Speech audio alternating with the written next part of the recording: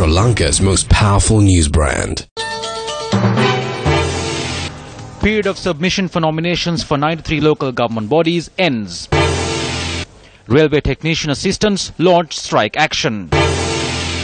Human-elephant conflict at a high in Siribopura, Hambantota. Ecuador court sentences Vice President to 6 years in jail in graft case. Good afternoon and welcome to Lunchtime News. You're with me, Cyrilla Fonseca. First in local news, the period to submit nomination for the election of 93 local government bodies closed at 12 noon today. Additional Election Commissioner M.M. Mohammed said calling of nomination for the remaining 248 local government bodies will begin on the 18th of this month. The United National Party handed over nominations for the Galnava Pradesh Sabha this morning. Nominations were submitted to the Anuradhapura District Secretariat. The United National Party also handed in nominations at the Badulla District Secretariat today. The United People's Freedom Alliance submitted nominations for the Mahiyangane Pradesh Sabha. The Podujana Peramuna also handed in their nominations at the Galle District Secretariat. The United People's Freedom Alliance submitted their nominations today for the Nellua, Balapitiya, Ambalangoda and Hikkadua electorates. The UPFA also handed in nominations at the Polonnaruwa District Secretariat for 7 local government bodies and 1 urban council.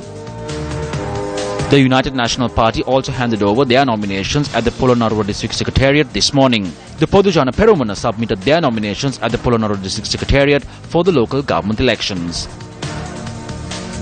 Meanwhile, police media spokesperson SP Juan Gunasekara noted that engaging in vehicular parades after handing in nominations have been banned. The police media spokesperson called on all candidates to follow the election laws and warned that stern action will be taken against anyone who violates the law.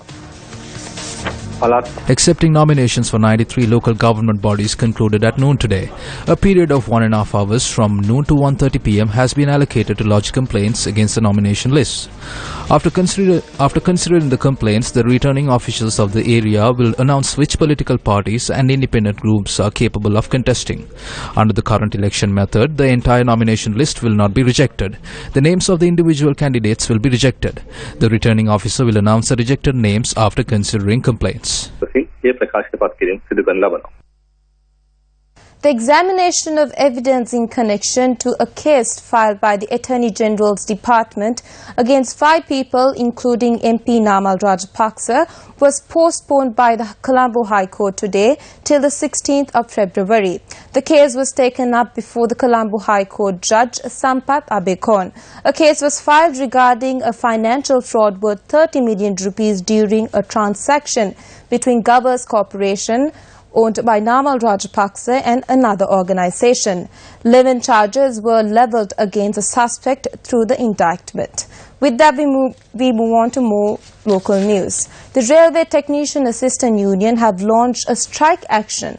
They claim the solution given by the Cabinet Subcommittee to the strike action of 7 trade unions, including the Locomotive Engineering Operators Union, has created an injustice to them. The decision taken by the Cabinet Subcommittee yesterday has affected the railway technician assistants. After a span of 10 years, the recruitment process was rectified and approved in October 2017. And on the 30th of November, it was gazetted to recruit new workers from German Tech.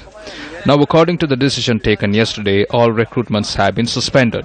So this Cabinet Subcommittee has satisfied the rights of 2,000 workers at the cost of 5,000 workers. This is very unfair. We do not understand what is happening here. They are challenging the recruitment process of the Public Service Commission, saying not to recruit new workers. What is the fairness of the law here? We are the ones who are in charge of maintaining the trains. When inquired by Newsfirst General Manager of Railways, Mahanama Abe Vikrama said he is unaware of such trade union actions. Abe Vikrama added all parties can be present their views when the Cabinet Subcommittee decision will be reviewed next week. The Railway Control Room said trains operation are functioning as usual. With that, we move on to more local news. Residents of Siribopura Hambantota are in severe distress due to an increasing number of wild elephant infrastructure.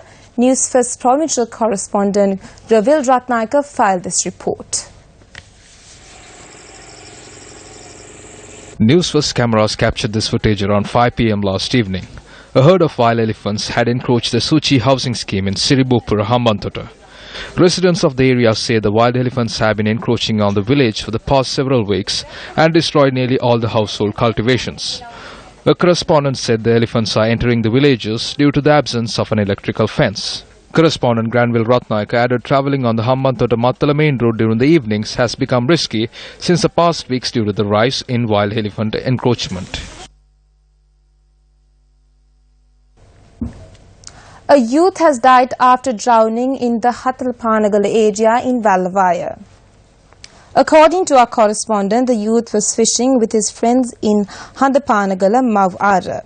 The victim is a 22-year-old resident in Pelvata.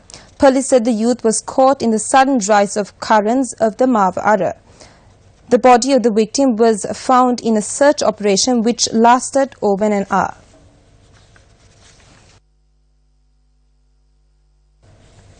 The remainings of an individual was discovered near the Uguragasa bridge in Katugastoda. According to the police, deceased were a 29-year-old resident of Kalugamana, Katugastoda. The victim's motorbike and wallet were discovered in close proximity to the bridge. Police further added that they are currently investigating whether the incident was a murder or an accident. A stock of more than 300 kilograms of Kerala ganja was seized from the Hunupitiya area in Vattala. The stock of Kerala ganja was being transported in a lorry carrying coconut from Vishmaduva, Mulathu. The vehicle was inspected upon a tip-off received to the Kiribatkota police. Police said the seizure is worth over 30 million rupees. The driver of the lorry, who was arrested, will be produced before the Mahara Magistrate Court today. We now cross over to the Christmas Centre at Echelon Square in Colombo, where Charlene Benedict is standing by. A very good afternoon to all our viewers out there. Now, I'm pretty sure all of you are well aware of the Newsfirst Christmas Centre that we've set up here at the Echelon Square. And we've been here since the start of this month, and it has been quite an eventful month this Christmas season. Now, here at the Newsfirst Christmas Centre, we are conducting screen tests for those of you who would like to read a bulletin on air and appear on TV. So you can come over here and face our screen tests, and if you pass, you will win yourself an opportunity to read news on live television. Also, you can witness the production of a news bulletin, as our primetime news bulletins tonight will be broadcast live here from the Newsfirst Christmas Centre at the Echelon Square. So come on down to the Newsfirst Christmas Centre, and it's back to the studios now. This is a wrap-up lunchtime news for the day. Do join us again at 1:55 with more news.